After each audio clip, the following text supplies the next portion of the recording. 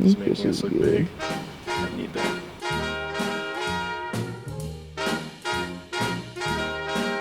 You got to accentuate the positive and eliminate the negative and latch on.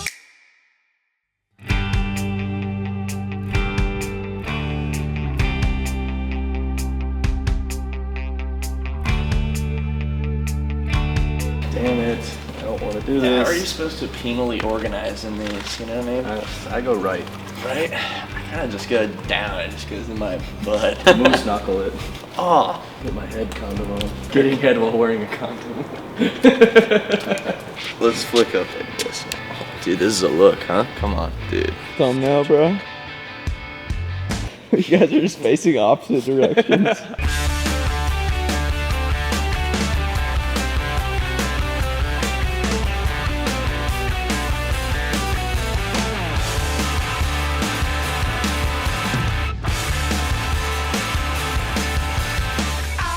I don't know if I'm gonna do all 10. I gotta go to the gym and I gotta pick up my mom. That's what it is. It's not Not me. a fitness. It's not me standing outside of the pool. It's times like these you learn to live again. It's times like these you give again. Super ass. Yes. When you get the water out of your ear, it's about as good as it gets. I haven't swam in probably at least 8 months or something. Most I've ever done was a mile. You did a half Ironman, right? Yeah, so I was doing a mile every day for 5 or 6 weeks straight. Yeah.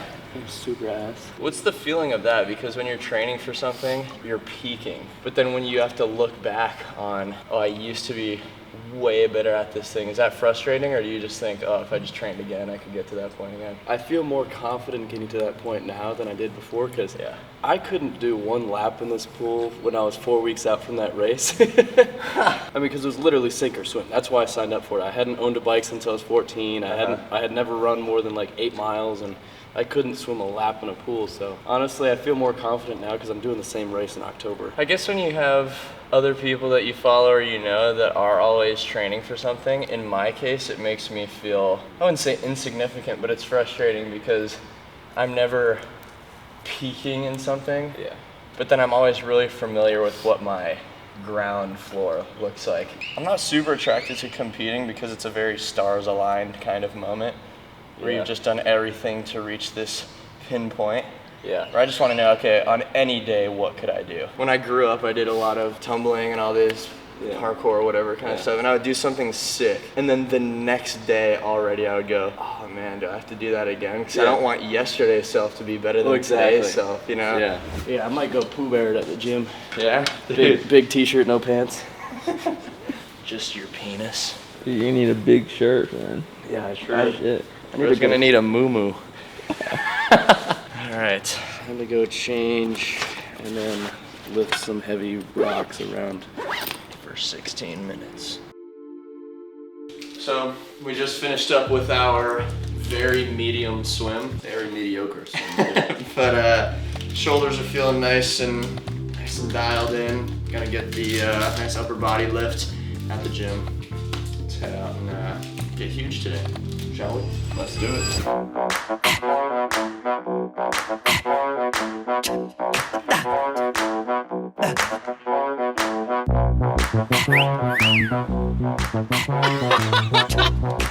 That was kind of clean, huh? Bro, you knew it was for you, bro. You looked at it. That's classic.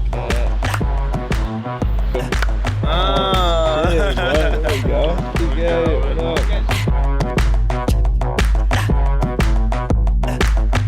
As I drove across on the highway, my Jeep began to rock. I didn't know what to do, so I stopped and got out and looked down. I noticed I got a flat. That's my shit, nigga. Heard that. Take me to a place without no name.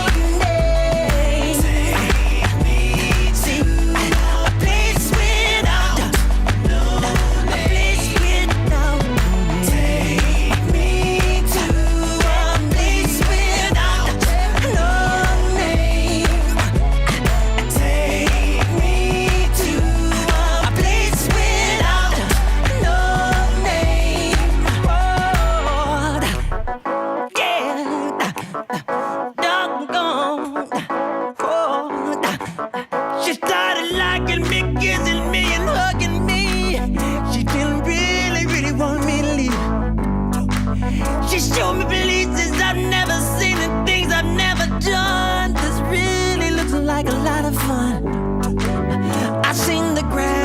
the skies and the birds, and the flowers surrounded by the trees.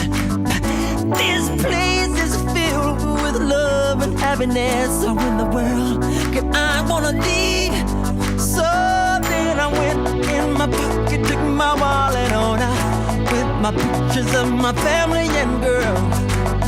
This is the place that you choose to be with me.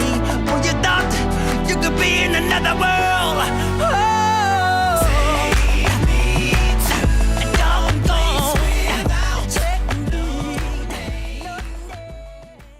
To the affirmative, but don't mess with Mr. In Between.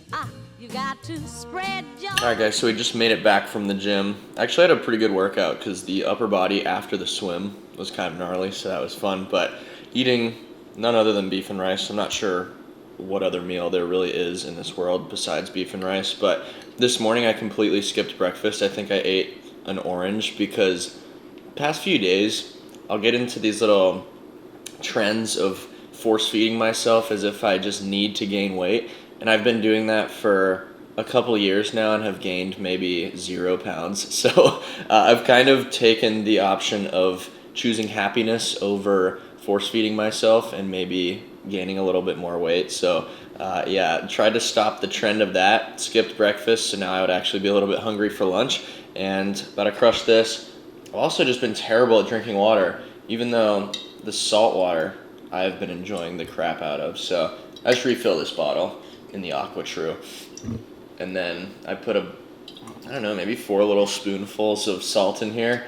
I just absolutely love the taste, but this is the holy grail of hydration. I'm gonna finish up eating and then we're gonna head to Barton Springs today. We got kind of a big gang going, but hopefully I don't get smoked out in the sun. And yeah, just kind of chilling out the rest of the day, having fun. Probably talk to some folks about their thoughts on competing and everything, so it'll be a good time. Maximum and bring gloom down to the minimum and have faith. A pandemonium liable to walk up on the scene. To illustrate my last remark, Johnny in the well. Well guys, we're here at the Austin Zoo. I'm sweating my tail off, sitting here in the grass because bringing a towel is kind of soft. You're trying to get jacked and huge. Well, low-key are, but not wanting to compete. People will comment, people will message me on Instagram, people will come up to me in the gym and say, "Are you competing? Dude, you should totally compete." All the time. Probably like being tall when you're growing up and people think you are just born to play basketball. Yeah.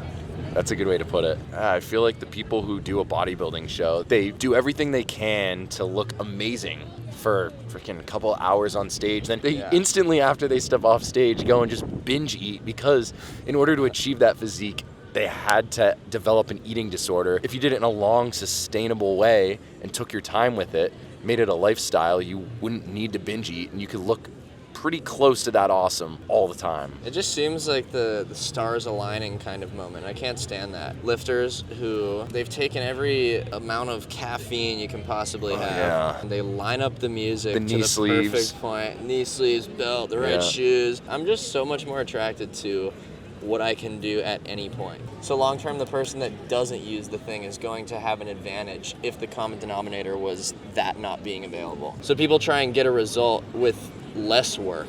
I don't think that's actually good because then you're not enhancing kind of your own character. You're just outcome driven. And being outcome driven is actually, it's not that smart. I wanted to put on size, get big, so I could feel good about myself. I don't need to step on a stage, be judged by someone who doesn't even know what I put into this physique to then get validation. And the validation was in the work that I do every day to get to this point and then maintain it.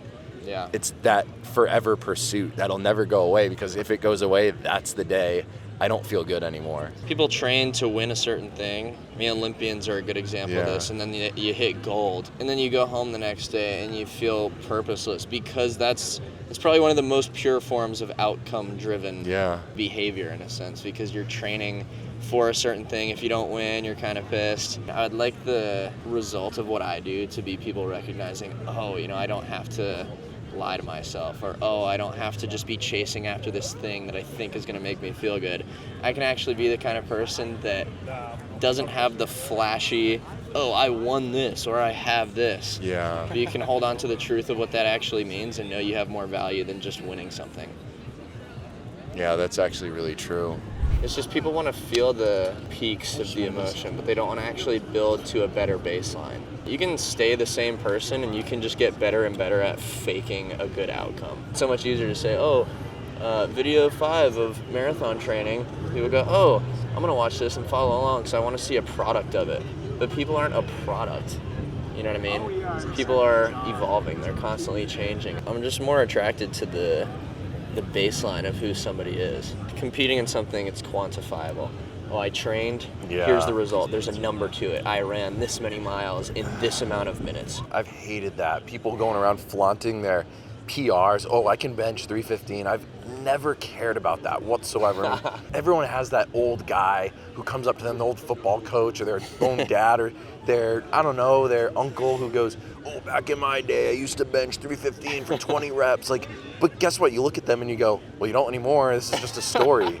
I want to be able to be that dad or that uncle who just stands there and my kid goes, my dad's freaking jacked. It's easier to signal your value to other people when you have numbers behind it, but it's just... Medals, numbers, trophies. Yeah. How about you? How about you be that trophy?